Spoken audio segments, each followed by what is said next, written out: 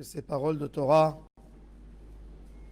soient les Eloi Nishmat, Gisela Aïcha Bat Myriam. Que ce soir, c'est le jour de son décès. Ruach Adonai Tenichena Began Eden. Ainsi, l'Eloi Nishmat Yosef Ben Nejma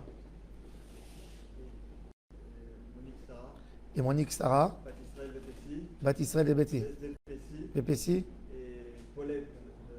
Eloi Nishmat, Paulette, Pessi, Bat Boris, Véléa. Alors on a expliqué, on a parlé du Tachanoun, un moyen de se recueillir devant Hachem. On a expliqué l'avantage extraordinaire de Nefilat Apayim. Vayom David El-Gad Nipelana Biyad Hashem. Le Bet Yosef, Rabbi Yosef Karo, dans son livre Bet Yosef, il ramène au nom du Zohar HaKadosh que quand on fait la Nefilat Apayim que je vous ai expliqué, qu'on tombait sur le visage devant Hachem, une manière de se donner complètement à Hachem, d'abandonner toutes nos pensées, toutes nos manières et de dire que même on est prêt de partir pour la grandeur d'Hachem. C'est une Messirut Nefesh jusqu'à un moment de Chas v'Shalom, même d'être prêt de quitter son âme pour Hachem. Ça pardonne toutes les fautes de l'homme, le Zohar il dit. Pourquoi? Parce qu'il faut savoir, la Gemara dans Masechet Yoma, elle mentionne les fautes des hommes. Alors elle dit qu'il y a des fautes dans les niveaux, dans les degrés des Averot. Il y a quelqu'un qui a annulé une mitzvah active, une mitzvah à faire, mitzvah tassé. Ensuite, il y a plus grave que ça, c'est d'enfreindre un lota, c'est ce que Kadosh Baruch Hu a dit de ne pas faire, il a fait. Plus grave que ça, chas v'shalom, c'est si l'homme a fauté des fautes qu'il y a dedans Malkot, qu'il y a dedans Rahman al-Itzlan, Arba Mitot Bedin, qu'il y a dedans Karet. Alors bon, toutes les fautes, on souffre avec des Issourim, mais il y a des avornotes, des fautes qu'on n'est pas pardonné jusqu'à la mort, comme celle de la faute des explorateurs que mon cher Rabbeinu a dit à Am Israël sur une faute de profaner le nom d'Hachem, Chilul Hashem. Lo yichupar lachem ha'avon hazeh ad im temutun. Il fallait faire Teshuvah, il fallait faire Yisurim, il fallait faire Kippour et la mort. Il dit le Zohar HaKadosh que celui qui est noten atzmo lemita, c'est même dans la kavana de Kiryat Shema, qu'il est prêt de mourir pour Hachem, c'est comme s'il est mort.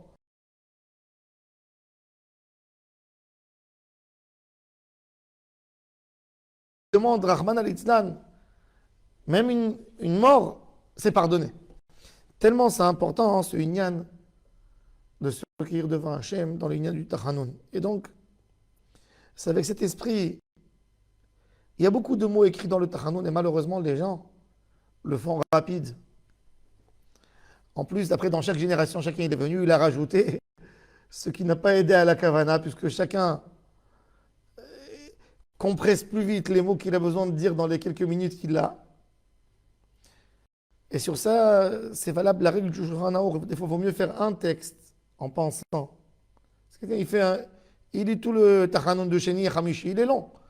Il fait 5 pages, 6 pages. Il vaut mieux lire une page, mais qui va te faire larmoyer, qui va te faire un sentiment de Teshuvah, que de lire 6 pages, 7 pages, des fois plus, sans savoir ce que tu dis. Donc le Ikar dans ce Tachanoun, c'est un recueillement devant Hachem et une Kavana. Alors bon, avec le Tachanoun, on va arriver à la lecture de la Torah. On fait sortir le Sefer Torah le lundi, le jeudi et Shabbat Mincha, à part la lecture obligatoire du samedi matin. Pourquoi on a le lundi et le jeudi? Quand les bénis Israël sont sortis d'Égypte, il y a eu Amalek qui est venu faire la guerre à Rephidim. Vayelchu ha'am shloshet yamim bamidbar velo matzeu maim. Maim, la Gemara, elle dit, c'est pas de l'eau. Ils avaient le puits de Myriam qui était avec eux. Il leur manquait de la Torah. Et comme il leur manquait de la Torah, il leur manquait toute l'abondance générale qu'ils avaient besoin. Dans un peuple, chacun a des envies différentes. Il y a un homme, il a besoin de... Alors, pour boire, ils avaient de l'eau, mais pour faire le linge, pour laver la voiture, etc., c'est pas évident. Alors, ça, c'est l'eau qui leur manquait, mais cette eau, elle vient grâce à la Torah. Qu'est-ce qui se passe tout de suite après la Torah? Elle nous raconte. Vayavo Amalek, Vailachem im Israël bi Refidim. Nos sages nous disent, le mot Refidim, c'est pas un vrai nom. Si tu vas dans le Sinaï, tu ne trouves pas un nom qui s'appelle Refidim. Refidim, c'est un acronyme, une sorte d'acronyme, un jeu de mots. Refi Yadaim, Rafou Yadaim. Les mains se sont fatiguées et n'ont pas exercé et n'ont pas mis toute leur force dans l'étude de la Torah. Moshe Rabbeinu, quand il a vu cette guerre de Amalek, une guerre qui est pas logique du tout. Amalek n'était pas, n'occupait aucun endroit d'Eretz Israël, n'était jamais menacé par une conquête possible d'une terre, et vient faire la guerre avec Israël. C'est pas normal. Quel intérêt? Vous avez à mettre en danger vos soldats. Vous allez perdre de l'argent pour un peuple qui vous a jamais menacé, qui vous a jamais fait quoi que ce soit. Amalek qui vient, c'est la force de Esav à contester la Beracha que Yitzhak Avinu a donnée à Yaakov et pas à Esav. C'est lui qui vient contester. C'est lui qui vient contester. C'est un petit-fils de Esav, Amalek. C'est le fils de Eliphaz qui est le fils de Esav. Il vient contester la bracha que Akadosh Baruch Hu a donnée à Yitzhak et Yitzhak l'a transmise à Yaakov. Il veut absolument annuler cette bracha. Et il fait tout pour annuler cette bracha. Donc il s'attaque à Israël quand il peut s'attaquer à nous, quand on n'est pas à côté du robinet. Quand on n'étudie pas la Torah, tout de suite il nous attaque. Amalek nous attaque. Il va y avoir Amalek, va y avoir Israël birfidim. Moshe Rabbeinu, il a nommé tout de suite Yoshua bin Nun pour faire la guerre avec Amalek. Il a dit, Yoshua bin Nun, c'est un descendant direct de Yosef Hatzadik, celui qui a protégé sa maman dans la rencontre de Yaakov et Esav. C'est Yosef qui s'est lutté contre Amalek, contre Esav, comme qui est écrit dans le Pasuk, dans la prophétie de Obadiah. Vaya bet Yaakov le'esh, uvet Yosef le'ava, ubet Esav le'kash. Vedihat et bet Esav vayomon. Yosef, ce sera la flamme qui va allumer la paille de Esav. Tout ce que Esav a dans ce monde, c'est que du volume, c'est que de l'apparence. Comme de la paille. La paille, ça prend du volume, mais ça n'a absolument rien. C'est de la nourriture d'animaux. Esav se vante avec la paille qu'il a. Il nous montre qu'il a un volume. Toute sa culture, c'est que du volume. Il n'y a aucune profondeur, que de l'apparence, montrée aux autres. Il n'y a rien. Il n'y a rien, c'est du vide. Et Yosef Hatzadik, c'est la Kedusha. C'est le symbole de celui qui a eu toute la richesse du monde et qui n'a pas profité du plus petit profit pour lui, quoi que ce soit. Un homme que pour ses valeurs, il était prêt de rentrer en prison toute sa vie. Ne pas toucher la femme de son maître. Ne pas regarder ce qui n'est pas à lui. Ça, c'est la plus grande victoire contre Esav. Alors, donc, mon cher Rabbeinu tout de suite prend Yoshua bin Nun et il lui dit, tu feras la guerre, toi, tu feras la guerre contre Amalek. Et Baruch Hashem, Yoshua bin Nun a amené à Israël une victoire extraordinaire dans cette guerre contre Amalek. Mon cher Rabbeinu, il aurait pu faire une grande fête, une seconde fête de délivrance après la sortie d'Égypte. Vatarié Veyagea, vous étiez fatigué. Il comprend d'où est venue cette guerre. Il faut savoir que même quand on a eu dans la vie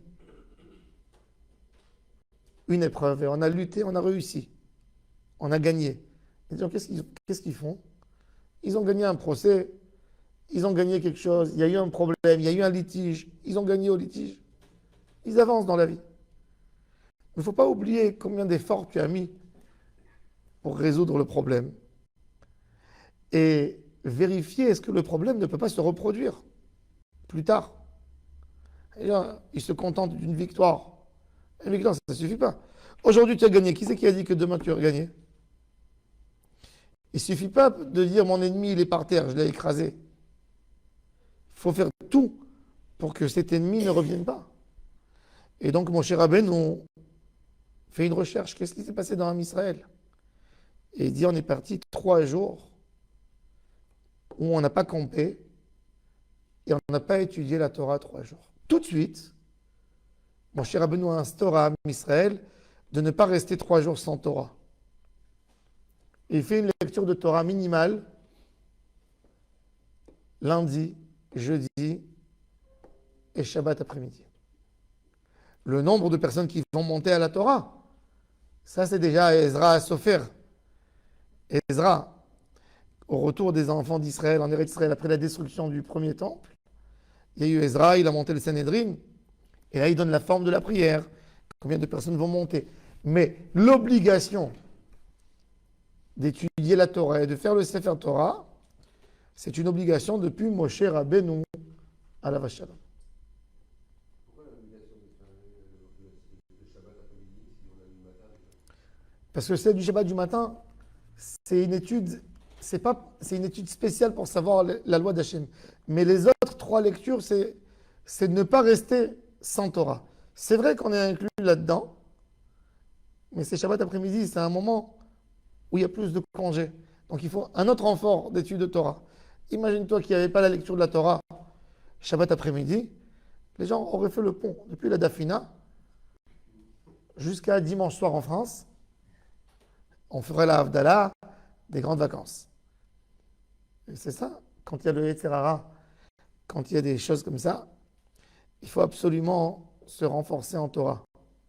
La victoire de Ham Israël, ce n'est pas une victoire qui vient ni avec des armes, ni avec quoi que ce soit. Notre victoire, elle dépend uniquement de nos livres, de nos valeurs. Les goïms savent d'où vient notre force. C'est pour ça que toutes les générations, ils sont toujours attaqués à la Torah. Parce qu'ils ont compris, on n'est pas fort en armes, hein, que ces derniers 70 ans, les Juifs ont commencé à prendre les armes dans la main. 2000 ans d'exil, on était frappés et on était les plus forts. Pourquoi?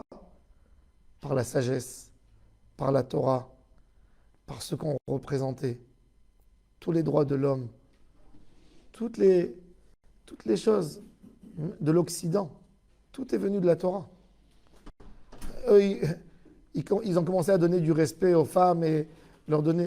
La Torah, elle a déjà parlé de ça il y a 3300 ans. Employeur, employé, de ne pas lui prendre son salaire, de ne pas le rabaisser, de ne pas l'humilier. Tout ça, c'est des choses que la Torah a déjà mentionnées il y a des millénaires. Et ça, c'est notre force de la Torah.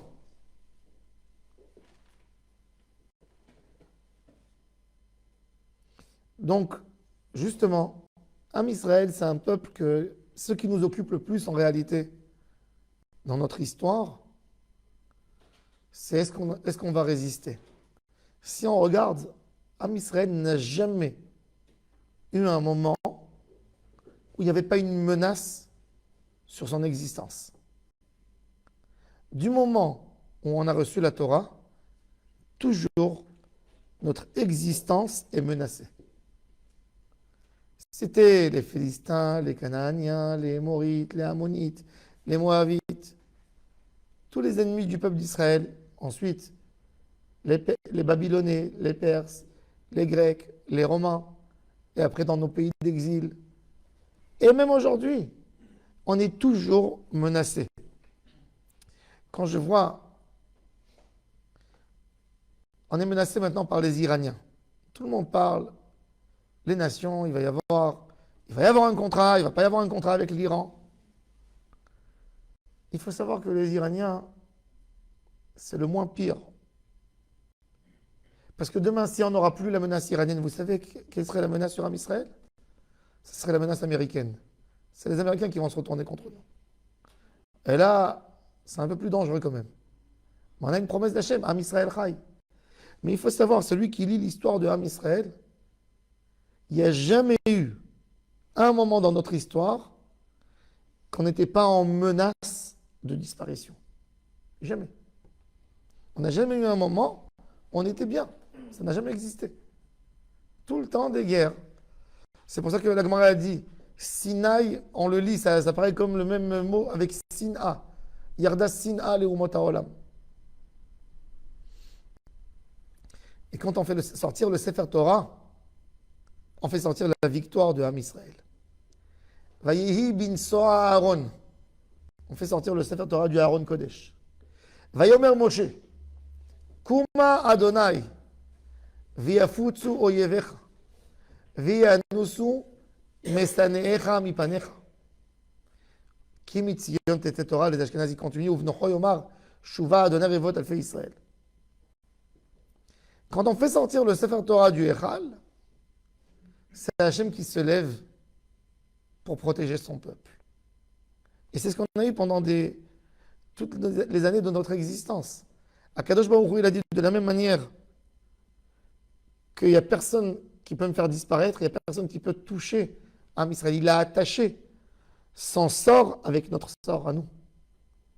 Donc, de la même manière que Dieu est éternel, Am Israël est éternel. Am Israël Chai. Mais Am Israël Chai, qu'est-ce qui nous fait ce lien particulier avec Akadosh Baruch Hu? C'est que la Torah. Si on perd ce lien avec Hachem, nous sommes comme tout le monde. Donc on rentre dans la statistique de l'histoire, on n'est pas différent que tous les pays. Si on regarde n'importe quel pays du monde, sauf des endroits, et même des endroits qui ne sont pas habités, si vous regardez les grandes nations du monde, vous allez dans l'Empire perse. Et vous regardez, est-ce que c'est des vrais Perses aujourd'hui, là-bas? Non. Si à l'époque de Achashverosh, il n'aurait jamais imaginé au pouvoir des chiites qui interdisent le vin, qui sortent voilés, c'est pas la culture perse. Il n'y a rien. Si vous allez à Babylone, non plus, il n'y a rien. Détruit. C'est Saddam Hussein, Babel, qui représente Babel, le Babel énorme qui était les bâtiments qu'il y avait à Babel, un des 7 merveilles du monde. Nebuchadnezzar, ce qu'il a bâti à Babel. Si on cherche les Grecs, Alexandre le Grand, un pays endetté, le plus endetté d'Europe. La seule chose qui leur reste, c'est un peu de ouzo pour boire, pour oublier leurs problèmes. Les Italiens, Rome, la grande Rome, qu'est-ce qui reste de la grande Rome? C'est l'Italie aujourd'hui la puissance d'Europe? Non. Il y a beaucoup de pays qui l'ont dépassé. Il y a la France, l'Angleterre, les URSS. Il n'y a rien de tous ces empires. N'en parlons même pas des petits pays qui ont eu des peuples qui les ont envahis. Si on regarde l'histoire de l'Europe, il n'y a pas un pays avec une culture de 2000 ans, ça n'existe pas. Même en France, on a les Bretons. C'est quoi les Bretons? Ça vient de la Bretagne. Et quand on veut dire, nous, un bon Français, qu'est-ce qu'on dit? C'est un Breton. Alors, c'est un Français ou c'est pas un Français? Ils sont où les Gaulois? Et même les Gaulois, c'est pas... Il y a eu des peuples allemands, normands, qui sont rentrés en Normandie. Ça ne veut rien dire. Am Israël, le ridouche de Am Israël, 3300 ans, sans pays, sans avoir une langue. Celui-là, il parle l'arabe, l'autre, il parle le yiddish, l'autre, il parle l'allemand, l'autre, il parle le flamand, l'autre... Et garder une Torah, donc c'est la Torah, la seule chose qui a gardé Am Israël. Et ça, c'est dommage que nos leaders ne comprennent pas ça. Au lieu d'embrasser la Torah jour et nuit, et d'imprimer sur le drapeau d'Israël Au lieu de mettre un Magen David, de mettre la photo des 10 commandements, des tables, ils s'éloignent et ils font des lois contre la Torah. Ils sont en train de couper les pieds des chaises sur lesquelles ils sont assis. Quand un juif, il se prononce contre la Torah, il se prononce contre son existence. Quand il parle d'une Torah, il la considère comme une Torah arriérée, il parle contre son existence. Il n'a aucune raison d'avoir une identité quelconque s'il n'avait pas de Torah. En 3300 ans, il aurait dû changer 50 fois son identité, chaque fois avec une autre idée, avec un autre peuple, avec une autre assimilation. Et c'est pour ça que quand nous, on fait sortir le Sefer Torah, en fait, on témoigne devant tout le monde. C'est ça notre arme. C'est ça ce qui nous a gardés. C'est ça notre fierté. Et c'est pour ça que tout le monde se lève, embrasse la Torah. Pour nous, la Torah, c'est un symbole. C'est ce livre qui a gardé notre ethnie, qui a gardé nos fondations, qui a gardé ce que nous sommes, ce qui a fait du juif. Peu importe, tout ce que vous pouvez dire de juif vient quelque part de là, de ce livre merveilleux. C'est ça le respect. Quand on se lève devant un Sefer Torah, on se lève devant une force extraordinaire qui a fait que la culture juive reste jusqu'aujourd'hui et elle imprègne le monde entier. Le judaïsme, c'est le berceau de toutes les nations monothéistes. Le Nouveau Testament, il est basé sur la Torah. Le Coran, il est basé sur la Torah. C'est le berceau de tout. Et c'est pas rien qu'un berceau. C'est une protection que Hachem a promis.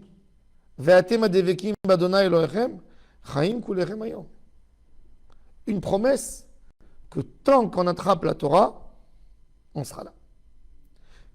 C'est vrai, c'est difficile. C'est difficile d'attraper tout le temps. Tu veux des moments où tu te dis, je ne suis pas obligé. Et c'était ça l'idée dominante, malheureusement, de Ben Gurion et ses amis travaillistes quand on est venu en Israël. Ils ont dit, la Torah,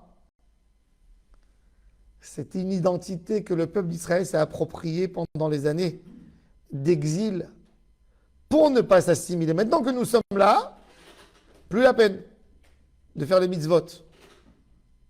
Ils n'ont rien compris.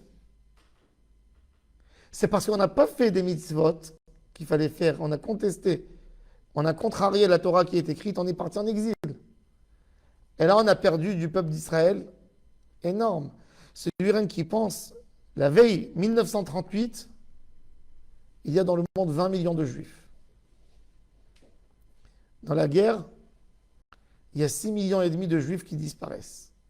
En Europe centrale, en Europe de l'Est, un peu en Asie. 6,5 millions de juifs. Le chiffre 6 millions, pour moi, c'est une destruction de mémoire. C'est quoi 6 millions? 6 millions, tu englobes tout. Un chiffre 6 avec 6 zéros. C'était 6 millions. Et s'il y avait 6 millions 1, ce 1, il n'est pas considéré. C'est quoi ce chiffre? Tu peux choquer, tu dis 6 millions. C'est bien plus. Qu'est-ce qu'il y a dans 6 millions? 6 millions dans une valeur de monnaie, c'est 6 millions. Mais quand on parle d'un compte humain, chacun c'est un monde.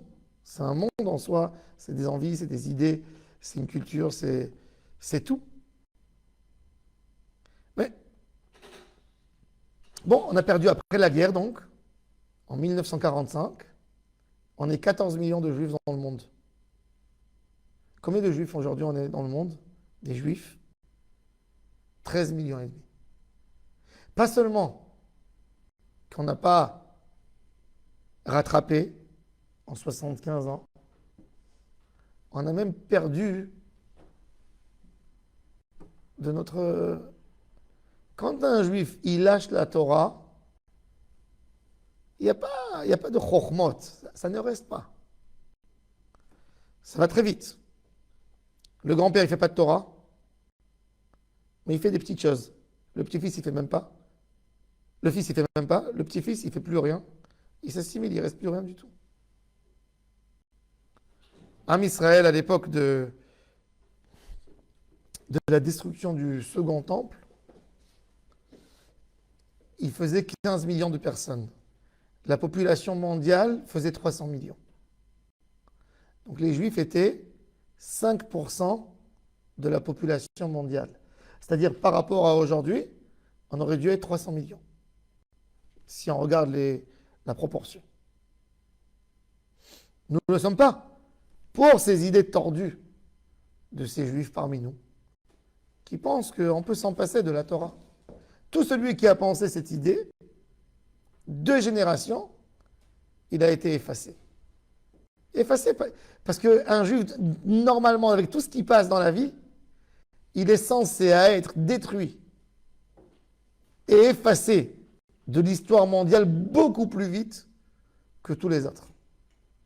C'est ça notre histoire. Et donc le Sefer Torah, c'est notre secret. Et c'est pour ça qu'on dit Ki mitzion tetze Torah udvar Adonai mirushalayim. Ce Tzion, pour nous, Tzion en hébreu, c'est Jérusalem, c'est un des noms de Jérusalem. Mais Jérusalem, c'est une idée, c'est un Tzion. Tzion, Tzionet derer. C'est quelque chose qu'on le remarque, c'est quelque chose qui est en hauteur. Un juif qui ne se concentre pas dans l'idée qu'Akadosh Baruch Hu lui a donnée d'être un phare, de montrer la Torah, d'éclairer au monde, donc il ne tient plus la Torah, il est effacé. Ki mitzion, c'est Tziyun, Tetze Torah. C'est quoi la traduction de Tsioun littéraire? Tziyun, c'est quelque chose qu'on remarque. Les tzayen, faire remarquer. Et pourquoi pour les tzadikim on dit le Tsioun? Le Tziyun, c'est la tombe qui te montre qu'il y a quelqu'un qui est là. On ne couvre pas seulement avec une terre parce que tu ne sauras pas où la personne est posée. Donc tu mets quelque chose pour réveiller, pour attraper l'œil. Ça s'appelle Tziyun. Et c'est ce qu'on appelle pour les panneaux, ça s'appelle Tziyunet derer, qui est sur la route. Tziyunet derer. C'est quelque chose à remarquer. Donc, Tzion, Jérusalem, elle a eu son nom, Tzion, quand elle était là pour éclairer au monde entier. Quand de Jérusalem sortait la sagesse, toutes les valeurs humaines, Jérusalem s'appelait Sion. C'était Tziyun, ça voulait dire Tziyun. Kimi Tzion Tetze Torah. Un juif est obligé d'éclairer pour pouvoir exister. Akadosh Baruch Hu nous a dit, vous ne voulez pas avoir le sort des autres peuples dans le monde, collez-vous à moi. Tant que vous êtes mes commerciaux, vous êtes là en train de représenter ma marchandise, vous êtes là, vous existez.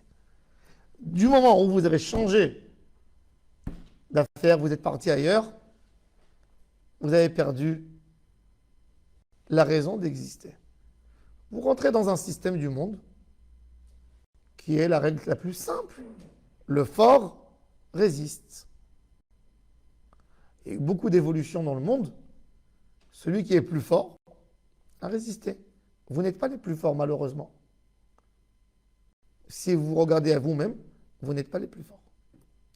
Il y a des peuples bien plus forts que nous, en argent, en force, en armée, en armes, dans beaucoup d'autres domaines. Notre force, c'est ça. Donc, on ouvre la Torah et ça doit nous remplir de joie et ça doit nous renforcer pour comprendre notre mission. 3 fois par semaine, 4 fois par semaine, on a ça. Quand on fait sortir ce Sefer Torah, on doit voir et se dire, c'est ce livre qui nous a laissé 3300 ans. Quand on embrasse le Sefer Torah, 3300 ans, ce livre nous a protégés, nous a gardés, nous a donné quelque chose d'extraordinaire.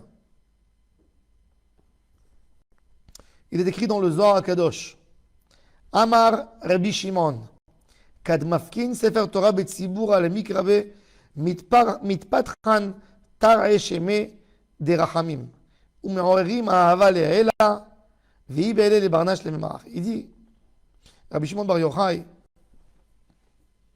quand on fait sortir le Sefer Torah en public pour lire, il y a les portes, les portails de la partie miséricordieuse qu'il y a dans le ciel qui font réveiller l'amour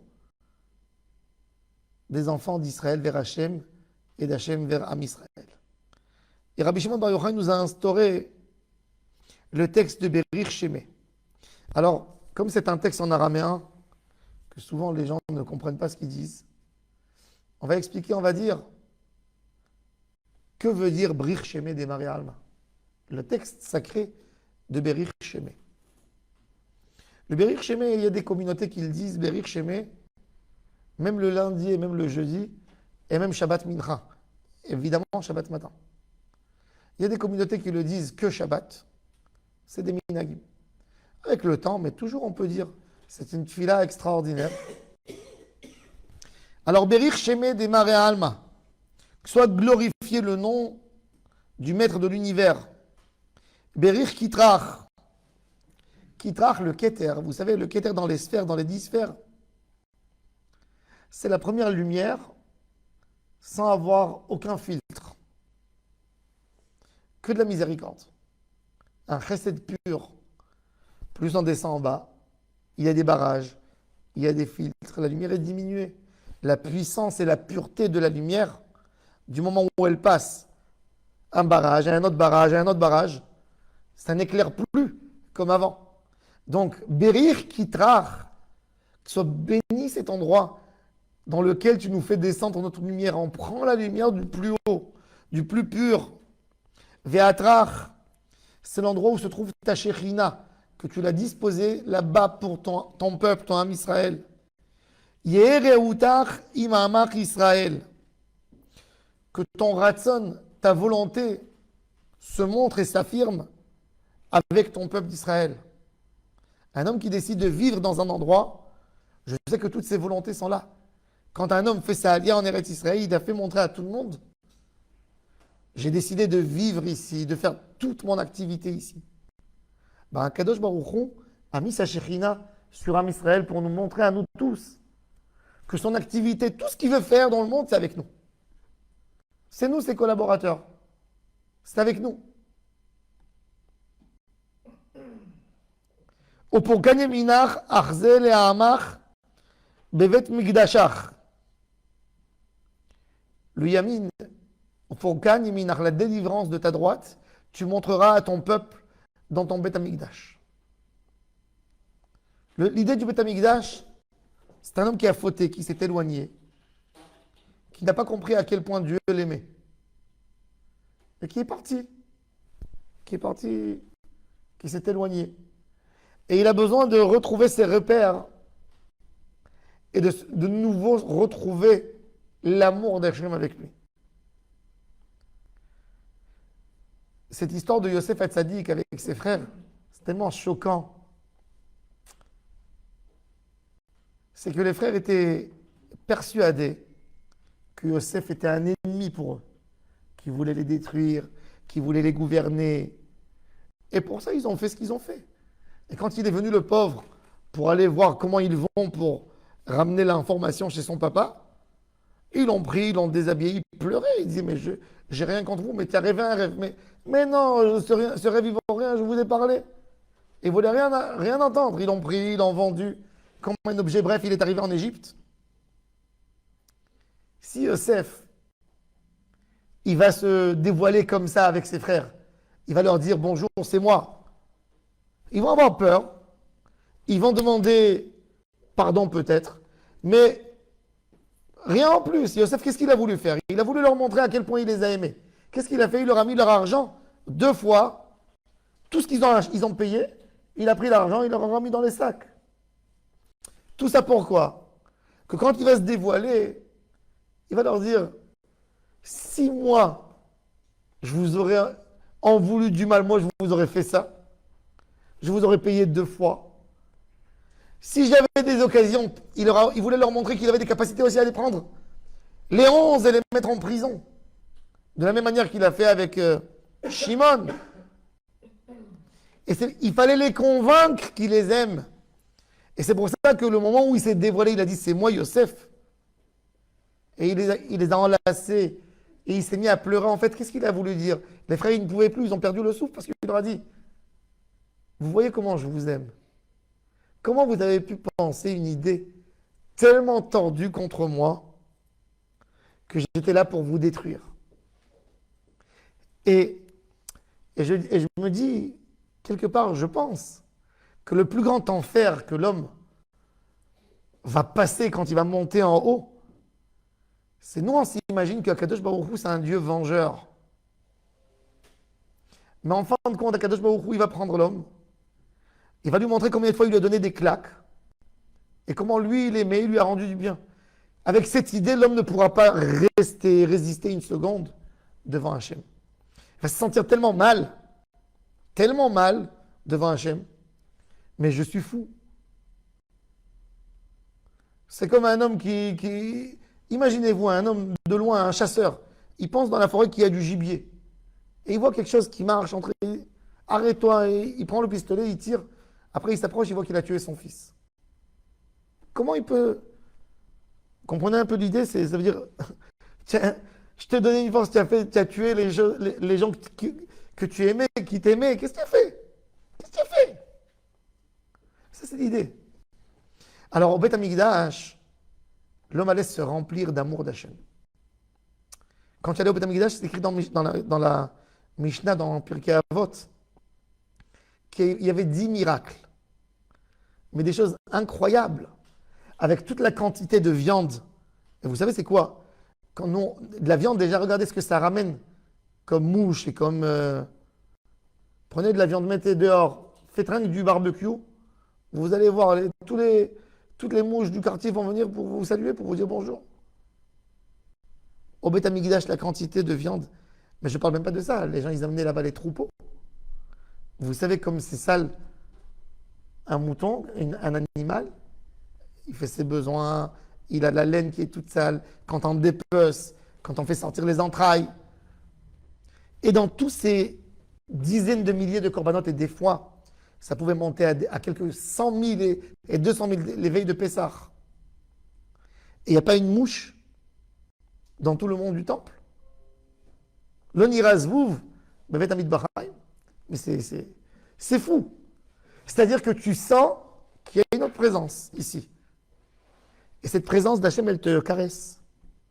Quand tu vois le feu de Hatzé Maracha, qui monte jusqu'en haut comme une colonne qui ne bouge pas, avec toute l'air du monde, les tempêtes, il n'y a rien, et ça monte comme une colonne blanche jusqu'au ciel.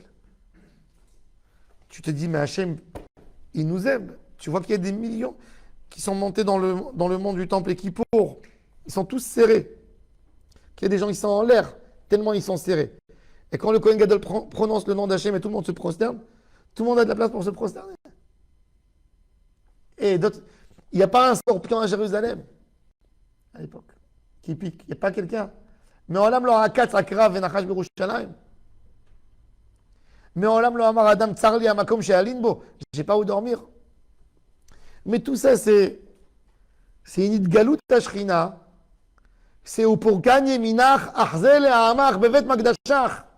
Hachem, il montre sa miséricorde. Hachem, il montre sa grandeur. Hachem, il nous montre à quel point il nous aime. Et ça remet les idées en place. Tu retournes à la maison, tu as la force pour lutter contre les etc. et dire Hachem, même, arrête de me dire des bêtises. Et quand ça se repère encore une fois de nouveau, encore une fois, quand il y avait quelqu'un qui perdait, Dieu préserve, un des chers, un des proches de sa famille, il allait se recueillir, se repentir devant Hachem, se ressourcer, re-remplir sa neshama, et il retournait fort à la maison chez lui. C'est ça l'idée du Beth Amikdash.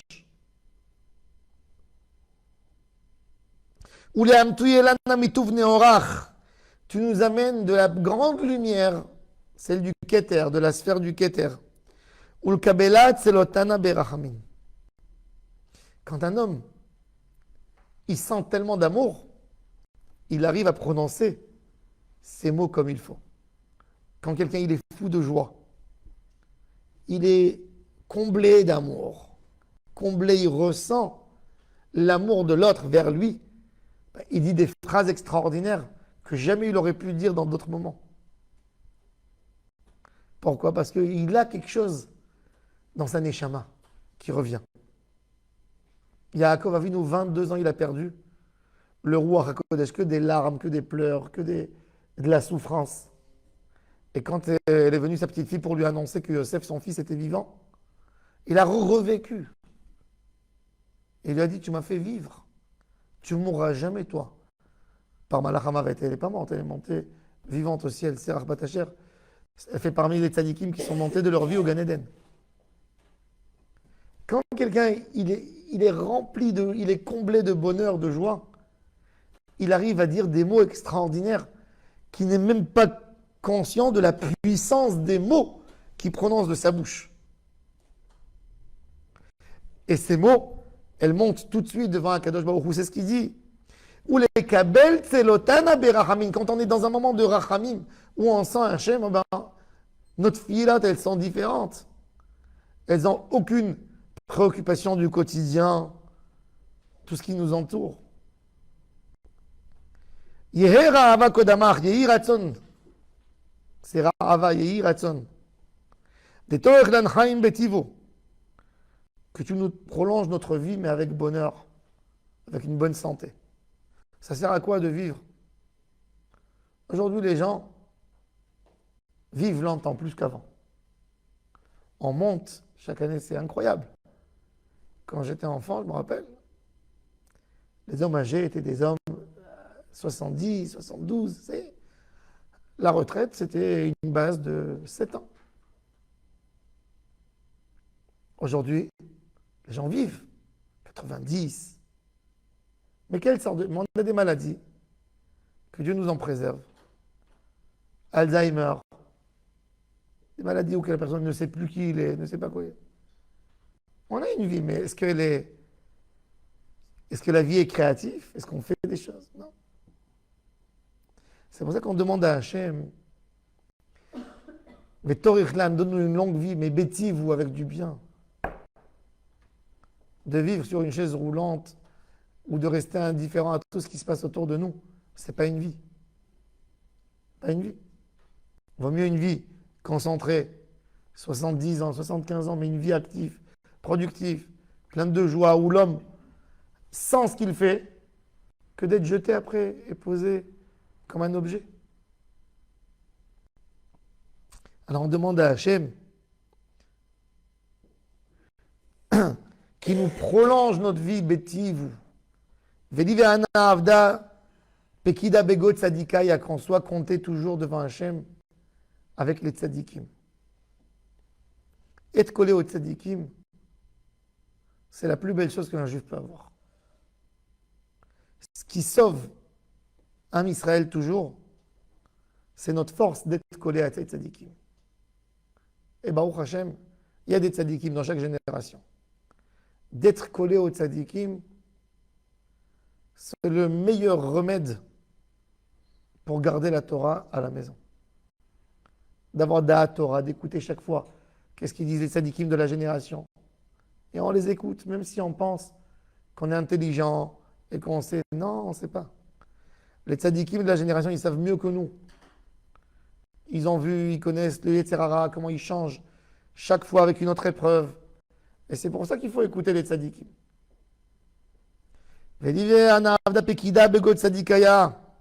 Et quand on est collé aux tzadikim, les mirham ala, il a pitié de nous. Ulmin tariati, il nous garde. Veyat kol, dit tout ce qu'on a. Vedila amach Israël. Antuzan lechula. Umfarnes lechula. C'est Azan vers Mefarnes. Zan, c'est la nourriture. Et Mefarnes, c'est toutes les autres choses, les autres loisirs qu'un homme a besoin.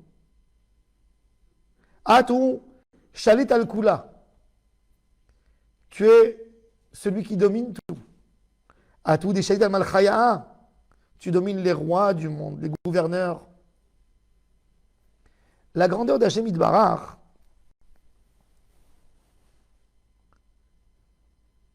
c'est de diriger le monde. Mon fils, il a dit quelque chose, il m'a dit un ridouche extraordinaire. Il a dit, le Midrash, il raconte qu'une fois, il y avait une maîtresse romaine une princesse, je sais pas. Ils appelaient ça la matrone. Elle a demandé à Rabbi Yoshua, dis-moi, qu'est-ce qu'il fait à Kadosh Baruch Hu par rapport au monde du moment où il a créé le monde? Ça y est, puisqu'il a créé le monde, il a mis à 0 au point 0, il a envoyé, il a fait marcher. Le monde marche par lui-même. Qu'est-ce qu'il fait depuis? Il lui a dit, il fait des mariages. Et il fait des mariages, pourquoi moi je ne peux pas faire des mariages? Elle a ramené 1000 serviteurs à elle, 1000 esclaves, et 1000 bonnes. Elle a dit, tu te maries celui-là avec celui-là, celui-là avec celui-là, celui-là avec celui-là. Elle a dit, voilà, tu vois, j'ai fait un. Le lendemain, il y a un qui vient, il lui manque un œil, l'autre il a une bosse, l'autre il. Elle a dit, ah, t'as raison que c'est difficile. Je croyais qu'elle était bête. Elle, déjà, pour choisir son mari, ça lui a pas pris du temps. Mais elle a voulu savoir à quel point. Alors il lui a dit, si toi tu penses que c'est facile pour Hachem, c'est difficile. Et la Gemara a dit, le zivouk de l'homme, il est caché comme Kiryat Yamsouf. Alors il a posé la question, mon fils, où on a vu caché Kiryat Yamsouf? Où on a vu que pour Akadosh Baruch Hu, d'ouvrir la mer rouge, c'était difficile. C'est difficile pour lui d'ouvrir. Caché. Tu dis caché, Kimo Kiryat Yamsouf. Et Kiryat Yamsouf, c'était difficile pour lui. Rachid dit, dans Chumash Devarim, Tsur Yeladeh Hatesh, il y a une chose qui est difficile devant Hachem. Quand ses enfants ne lui font pas confiance. La Kiryat Yamsouf, la difficulté d'Hachem, c'est quand nous, on ne lui fait pas confiance. Ça, c'est le plus dur. Quand un homme, sa femme, elle n'y croit pas en lui, ses enfants, ils n'y croient pas en lui. Ils n'y croient pas dans son potentiel, dans ses capacités. Ça, c'est la chose la plus terrible. Qu'un homme, il vit dans un endroit où personne ne reconnaît ses qualités. Ça, c'est la difficulté d'Hachem. Et c'est quoi? C'est en fin de compte quand Hachem, il met quelqu'un sur la voie du Shidour, de son mariage. Il dit non, pas ça. Il se pose 1000 questions. Il dit, j'aime pas ma femme. Pourquoi tu n'aimes pas? C'est ton zivouk, c'est ça. Parce que ton problème d'Emouna, ton manque d'Emouna, il te montre les choses tordues. Qu'est-ce qu'il fait Hachem? Des fois, il y a une femme qui a un niveau social très élevé. Elle ne va pas se marier. Son Shidour Min Hashamayim, c'est un garçon qui a grandi dans les quartiers, dans la banlieue. Et elle ne voudra pas de lui. Elle ne voudra pas de lui. Qu'est-ce qu'il fait Hachem? Hachem, il la rend pauvre ou il le rend à lui riche pour qu'ils puissent se marier ensemble. Ça veut dire que tout ce que Hachem il fait, c'est pas rien que le mariage qui va passer à côté d'elle et qu'il aura un déclic. Non. C'est faire tout ensemble, toute la vie de l'homme pour qu'elle soit adaptée à ce qu'il a besoin. La royauté d'Hachem, elle s'exprime du fait que tout est dans ses mains et il montre et il manœuvre tout le monde pour obtenir ce que l'homme a besoin.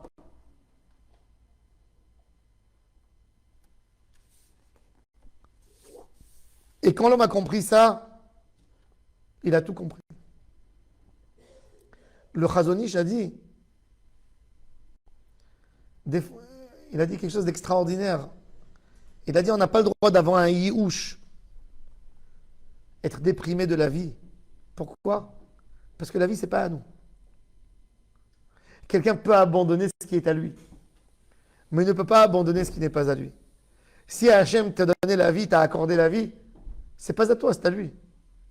Avec quel droit tu te permets de renoncer ce qui lui appartient à lui? Qui t'a permis? C'est pas à toi. Ana avda de kuchabri ou des sagidna kame ou mikame dikoraite. D'ailleurs, quand on dit ce mot, des sagidna kame, sagidna c'est moi je suis le serviteur d'Hachem que je me prosterne devant lui. Il faut se prosterner comme un modim. Des sagidna, on se prosterne. Kame, on reste avec la tête baissée. Hein, quand on dit Umi Kame dikaroraite, et je me prosterne aussi devant la grandeur de sa Torah, la gloire de sa Torah, c'est que là qu'on relève notre tête. On baisse la tête, comme si on se prosterne. Bechol Eidan Veidan. Je suis un serviteur d'Hachem toute ma vie. Rabbeinu Yonah, il dit dans Sha'arei Teshuvah, un serviteur ne peut pas dire à son maître, je fais tout ce que tu dis, dimanche, lundi, mardi, mercredi, sauf jeudi. Après, je rattrape. Un serviteur, c'est qui est soumis à Hachem chaque moment. Des fois, on dit à Hachem, quand on passe à côté, Hachem, on se donne rendez-vous dans 1 heure. Laisse-moi maintenant m'éclater un peu. Après, j'avais envie de faire ce. Non! Eved Hachem, tu es serviteur d'Hachem, que tu veux ou que tu ne veux pas. C'est lui qui t'a créé. Eh bien, puisqu'on est des serviteurs d'Hachem, la al inash rachitzna, vela al barelain samichna. Je ne compte pas sur un homme. Combien de fois on compte sur celui-là, il va m'aider, il va m'arranger mon histoire. Rien du tout, vous êtes shtuyot. Shav teshuat Adam. Tout ce qu'un homme vous promet qu'il va vous faire, c'est shtuyot. Il n'y a rien qui tient. Belohim naasechail. C'est lui qui arrange tout. C'est pas l'homme. Un homme qui pense que les autres hommes vont l'aider, il aura comme Youssef Hatzadik. Il est resté en prison encore 2 ans parce que il pensait que c'était le Sarah Mashkim qui allait le faire sortir. Quand Hachem il veut, il veut. Il faut demander que Hachem. Tout Hachem. Vela al barelain samichna. Barelain, c'est les anges, il s'appelle Elohim. Le papa du Rav Feinstein, il ne chantait pas Shalom Aleichem. Pourquoi? Parce que il y a beaucoup de fois les gens ils confondent. Shalom Aleichem, Malaché Shalom. Malaché Rachamim. Mi Melech, Malaché Malachim Akadosh Baruch Hu. Ils disent, comme si c'est eux qui nous amènent. On peut parler avec Hachem sans intervention de Malach au milieu. Si Hachem nous a donné une Torah et une Tfila, c'est pour pouvoir lui parler sans avoir besoin des anges. Toute l'idolâtrie du monde, elle a commencé qu'à Kadosh Baruch Hu, pour l'approcher, il faut un agent. Qu'il a donné une exclusivité à quelqu'un pour gérer le monde. Non! Rien de tout cela. Un tzaddik, il m'aide à me rapprocher, mais ce n'est pas lui qui prend ma tefila chez Hachem. J'entends ça souvent, malheureusement. Les gens ils disent, Rabbeinu, il prend ma tefila. Non! C'est une erreur totale. Entre nous et Hachem, il n'y a rien qui sépare. Quand tu dis ton mot, il monte directement chez Hachem. Il n'a rien besoin. Autrement, Dieu ne t'aurait pas ordonné de faire la tefila. Il aurait dit, va chez le tzaddik. Il t'a dit de prier. Caro va donner les chokorav, David Amer, c'est un menteur. Toute la Torah, elle dit que Akadosh Baruch Hu, il entend Am Israël. Vela al barelain samirna, même un ange. On n'a pas besoin de lui. Des fois, il fait des services que Hachem lui a demandé. Mais on n'a pas besoin de lui pour faire monter notre filote. La tefila, elle monte d'une bouche sincère jusqu'au trône céleste. Dans un endroit que même les anges n'ont pas le droit de s'approcher. Baruch ata Hachem shomea tefila. C'est Hachem qui entend la tefila. C'est Hachem qui écoute. Vaishma Elohim et naakatam. Dieu a entendu. C'est pas Moshe qui est venu lui dire que les Bnei Israël pleurent. Quand il a entendu, il a envoyé Moshe pour délivrer Am Israël. Mais il a entendu leur prière. Vatal shavatam el Elohim. Vatal zaakatam el Elohim mina avoda. On n'a pas besoin. Donc on a demandé que à Hachem tout dont on a besoin. À Hachem. Une fila d'un tzaddik, c'est bien que lui aussi demande, mais ça n'enlève pas ta partie à toi. Si un homme va chez le tzaddik et lui, il pense que lui, il n'a pas à demander, il a tout raté. Nous, on dit Shalom Aleichem. Mais il faut savoir que même le Shalom Aleichem, c'est les malachim, ils viennent accomplir. Akadosh Baruch Hu leur a confié notre bracha pour nous amener. Mais ce n'est pas à eux que je demande. Chas v'shalom. Ni un ange, ni rien du tout. On ne compte même pas sur eux. On demande à Hachem. Ela belahad ishemaya. Deoelahad ikshot. C'est le Elohim du Emet. Veorai tekshot. Unvioi keshot. Lui est Emet. Sa Torah est Emet. Ses paroles des Nevi'im, des Tzadikim, c'est Emet. Et il fait tout ce qu'il fait, c'est du Emet. Tout ce que Hachem il fait dans le monde, le Tov, c'est du Emet. Parce que même ce qu'on voit qui nous paraît mal, à la fin, ça sort pour le bien. Pas en une génération, des fois en deux, en trois, en quatre, en cinq, mais on comprend en fin de compte que tout est pour le bien. Be'an arachit, c'est en lui que je fais confiance. Velishme kedisha yakira naimartush bechan, c'est en son nom que je donne des louanges, que en son nom et à personne d'autre. Yeher ahava kodamach. Et le Zohar, il nous dit des tiftach, libi beoraitach. Qu'est-ce qu'on demande? Ouvre mon cœur, mon esprit à ta Torah. Après, veti avli bnin dichin d'avdin routach. Donne-moi des enfants qui feront ta volonté. Un juif doit assurer. La préoccupation d'un juif, c'est comment continuer le Ham Israël. C'est ça ce qu'il doit. Nous, on est là pour continuer cette foi de Hachem, que ça reste dans le monde. C'est ça notre avoda. C'est pour ça qu'on éduque nos enfants. C'est pour ça qu'on est là pour insister qu'ils font la Torah. Donc c'est ce qu'on demande. Et après, on dit Vetashli, Mishalin Delibai, Veliba Dechol Amach Israël, accomplis, donne ce que je te demande, moi, ce que demande Am Israël, pour le bien et pour une longue vie, Velishlam. Pour le bien, parce que toujours quand on demande, nous on pense que c'est bien, des fois c'est pas bien. Hachem, je veux que ça réussisse cette affaire que je vais faire. Ok, tu vas réussir, mais elle va t'amener des histoires. L'affaire, elle aura réussi. Des fois, l'affaire, elle réussit. On a une bracha de réussir, mais on réussit dans les choses les plus terribles qu'on fait. Il y avait un rave, on va finir l'histoire, une histoire réelle qui s'est passée à Tunis. Il y avait un tzaddik qui s'appelait Rabbi Yeshua Apsis, à Tunis. C'était un homme extraordinaire. Il y avait un monsieur que tous les jours il amenait au rave un café à la synagogue. Et un jour, il respectait le rave. Un jour, le rave lui a dit, écoute, tous les jours tu me fais plaisir. Jamais tu m'as demandé une bracha. Qu'est-ce que tu veux comme... Et il dit, rave, je ne sais pas quoi. Le rave lui a dit, écoute-moi, je te bénis maintenant que ce que tu vas faire maintenant, l'action que tu vas faire, tu vas réussir. Mais une réussite extraordinaire. Le gars, il a entendu ça. Il a couru dehors dans les rues, il bousque. Tous les gens qui lui parlaient, ils bougeaient comme ça. Pourquoi? Il a dit, j'ai à la maison mon sac avec l'argent. Je vais aller acheter, il y a une grosse affaire. Je vais aller la prendre. Il rentre à la maison, il rentre comme un vent, comme je sais pas moi, un éclair. Il rentre, il va dans l'armoire pour chercher, tellement il était ému de la bracha, qu'il ne voyait plus rien du tout. Qu'est-ce qu'il faisait? Il prenait tous les habits, et sa femme, elle voit courir comme ça dans la... Donc elle rentre derrière lui dans la chambre, qu'est-ce qui se passe? Et elle voit qu'en 1 minute et demie, il a jeté toute l'armoire par terre. Il a vidé, il faisait comme ça pour chercher son argent.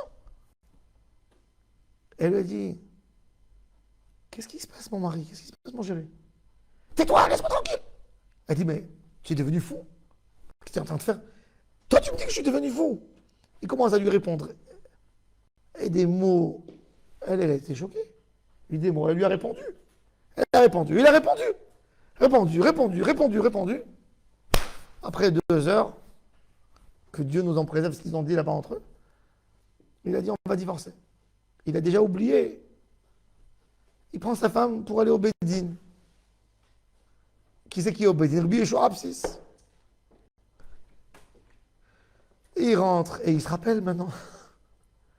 Il dit, Rabbi, tu m'as maudit, tu m'as amené un malheur, tu m'as fait la bracha, que ce que je vais faire, la première affaire que je vais faire, j'aurai la bracha, voilà, j'arrive avec ma femme, tu as vraiment fait une belle bracha, on va divorcer maintenant. Le Rav, il dit, raconte-moi, qu'est-ce qui s'est passé? Il ne voulait pas raconter, c'est sa femme qui a commencé à raconter. Elle a compris. Et il dit, voilà, il est venu, il l'a jeté. Le Rav lui a dit, tu as voulu te disputer, tu as eu la bracha que tu réussis.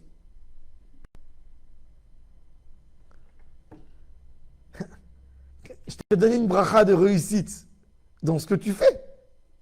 Tu as réussi. Bon, je ne sais pas après s'il a fait un shalom bayit ou il n'a pas fait, je ne sais pas ce qui s'est passé. Mais ça, c'est l'histoire qui s'est passée. Tu peux avoir une bracha Et tu fais avec des catastrophes. Des catastrophes. Alors on demande à Hachem, Vetashli Mishanin Deibai, l'étave, pour le bien, sinon ne fais pas. Si je veux quelque chose, et cette chose va me faire du mal, surtout ne me le donne pas. Rabbi Ouda Chassid, il dit, il y a un homme, il demande, fais-moi une bracha que ça marche, tel shidour, avec telle fille, qu'elle tombe amoureuse de moi. Il dit, mais peut-être c'est ton malheur, elle va tomber amoureuse, mais après elle va te montrer, elle va te faire voir toutes les couleurs dans cette vie de couple. Alors qu'est-ce que tu demandes? Peut-être il faut prier. Prie, dis, je veux, je pense que c'est bien. Et toi, j'aime fait pour le bien. Mais si c'est pas mon shidour, c'est pas ma vraie solution pour ma neshama, absolument pas. Qu'elle me dise non. C'est comme ça qu'il faut prier. Ah, tu as regardé quelque chose qui t'a plu? Zé ou zé. Non. Les taves, les chaïm. Des fois, un homme, il s'enrichit. Mais cette richesse, elle va lui amener des choses terribles. Elle va amener des soucis terribles pour garder son argent, qui va avoir des problèmes de cœur, de santé. Des fois, il peut se faire tuer parce qu'il a eu de l'argent. Il a demandé à Hachem d'être riche tout le temps. Il était riche, mais il s'est fait tuer parce qu'il avait de l'argent. Velishlam. Il a gagné, il n'a plus de shalom bayit, il n'a plus rien du tout. Il n'a plus de vie. Donc nos brachot, toujours, toutes nos demandes, rappelez-vous, comment on finit le Berich Shemé? Les Tov, les Chaim ou les Shalom. S'il n'y a pas ces trois éléments ensemble, ce n'est pas la peine de recevoir la bracha. Nous on demande à Hachem, on est petit, on ne sait pas voir. On n'est pas, des fois on est tenté, on est pris par nos envies. Alors on demande à Hachem, mais il ne faut jamais oublier de dire Hachem, moi je suis petit comme je suis, je pense que ça me convient, mais je te demande Hachem, si ce n'est pas les tables, les Chaim et l'Ishlam, on a fait le Brich Shemé.